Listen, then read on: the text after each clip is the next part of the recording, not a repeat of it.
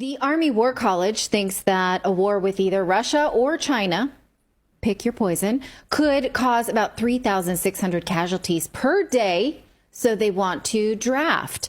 Raise your hand if you want to go to war for those statistics. Would you like to sign up to die to go to war with China or Russia? So you may not have a choice if this new academic paper for the Army is considered. It's now, again, this is printed in the U.S. Army War College Academic Journal. So this is research they are presenting to the government to compel a draft. So it's called A Call to Action, Lessons from Ukraine for the Future.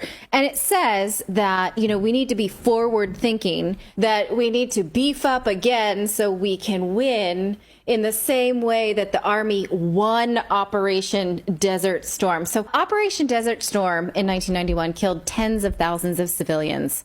They weren't American, but we still care. Okay, so here's where they say that we need a draft. They say we cannot replace the people that we have calculated will die. Army theater medical planners anticipate a sustained rate of roughly 3,600 casualties per day. Should we just pause there for a second? This is what they think would happen in a war. 3,600 casualties per day. With China and Russia. Right? Mostly Russia, but yes. So they have repeatedly told us how America is not prepared for a double war with Russia or China. America is not even prepared for a war with China. We would lose a war with China. They would absorb everything we throw at them, right? As Colonel Douglas Macgregor has pointed out on our show. And then on top of that, add in Russia. And so they're predicting 3,600 casualties per day. Per day. So we just feed the meat grinder in order to keep the military-industrial complex going along. And 3,600 casualties doesn't mean deaths. It means incapacitated, disabled, and dead. So with a 25% predicted replacement rate, then the personnel will require 800 new personnel each day, which they say they're just not getting right now. So let's look more at their calculations. They say that the recruitment shortfall, nearly 50%, is a longitudinal problem, that this will just compound. Every infantry and armor soldier we do not recruit today is a strategic mobilization asset we will not have in 2031. Well, what happens in 2031? Will we be in a full-blown war there? Why are we using that year? They said, this reserves number was at about 700,000 in 1973, 450,000 in 1994. Now the reserves is only 76,000. So that is unsustainable. So what they're saying is that this conclusion at the bottom, large-scale combat operations, troop requirements, may well require a reconceptualization of the 70s and 80s volunteer force and move towards partial conscription. At least partial. So they want to conscript you because they are planning for 3,600 deaths per day. They say that today's warfare means that dramatically increased casualty rates will occur because technology just makes everything so fast. So this idea that you're just fighting by drones, they're saying is not the case because things move fast, you die faster. Just ramps it all up, the speed of death. Video shows firefighters doing their best to tackle burning trucks purported to be in Odessa. This is what Ukrainians say was just some of the port infrastructure and grain store facilities targeted on Monday night by Russian drones. The governor of Odessa said a border checkpoint storage facilities were damaged along with more than 30 trucks and cars. 2 people were hurt. The location and date of this footage provided by the Odessa Regional Prosecutor's Office couldn't be confirmed, but it's emerged at the same time as pressure mounts on Ukrainian efforts to export grain. Czech Agriculture Minister Marek Vyborny said today the European Commission should make more checks on Ukraine's grain corridors. Kyiv has been in dispute with Poland, Slovakia and Hungary over restrictions this month. Only yesterday, Ukraine's Agriculture Ministry said exports so far in September have been down 51%. Kyiv may well be worried, but more pressing matters on the front line will likely come first. Russia's Defense Minister Sergei Shoigu claims Ukrainian forces are suffering serious losses along the entire front line.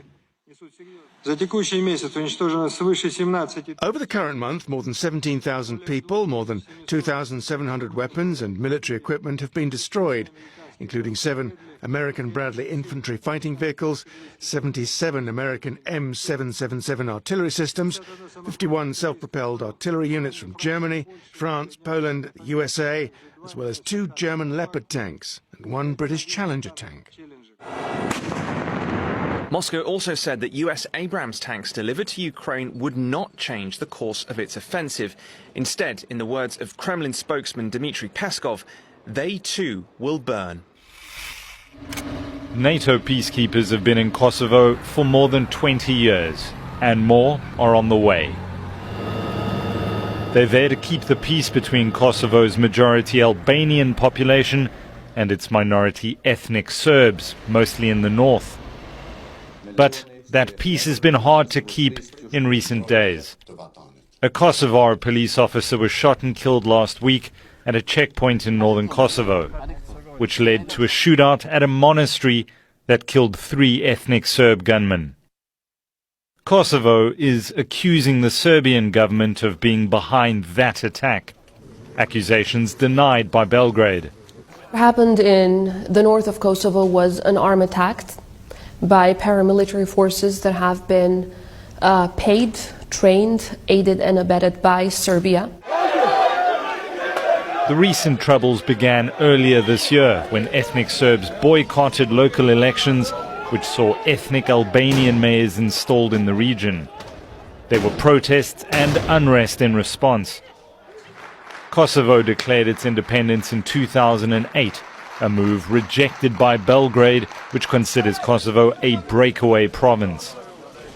The recent unrest has raised further tension in the ethnically divided region. Right now, we are seeing the clearest signs yet that the United States and China and Russia are headed for a hot war. 3 huge pieces of news that are, frankly, scary as hell, that are being done in relative secrecy, and we should all be paying attention to. Some experts believe what the U.S. greenlit this week could bring us closer to war than ever before. The U.S. just announced a massive new military replicator drone program aimed squarely at China. Now, Kathleen Hicks from the Defense Department says China has too many ships, and they can make them faster than we can. We can't keep up. So here's what we'll do instead. We're going to go small, make a cloud of cheap attack drones that will hover over China's coast, and then we can attack their large ships faster than ever before.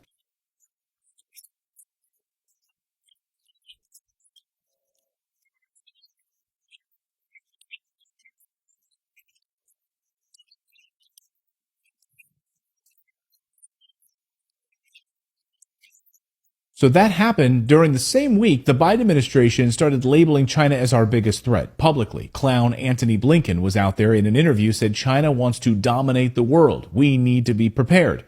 And he pointed to the Pentagon's recent report that names China as the top threat to the United States. Not Russia or Al-Qaeda. No, it's China. Of course, all of this is coming to a head over Taiwan. The United States sending military equipment to Taiwan is not going to fly. China at the United Nations this week said, do not underestimate us and our willingness to take over Taiwan, which of course is their own land to begin with, and the United States even recognizes the one China policy. China this week sent military vessels surrounding Taiwan. They sent 9 aircraft, 5 vessels, in a show of huge military force on the island. It was a message. Don't even try it. So we are in a tipping point moment right now. Is a war coming to the Pacific? And what happens next will determine who is the leader of the new world order. Will it be the United States in a continued role, or will it be China?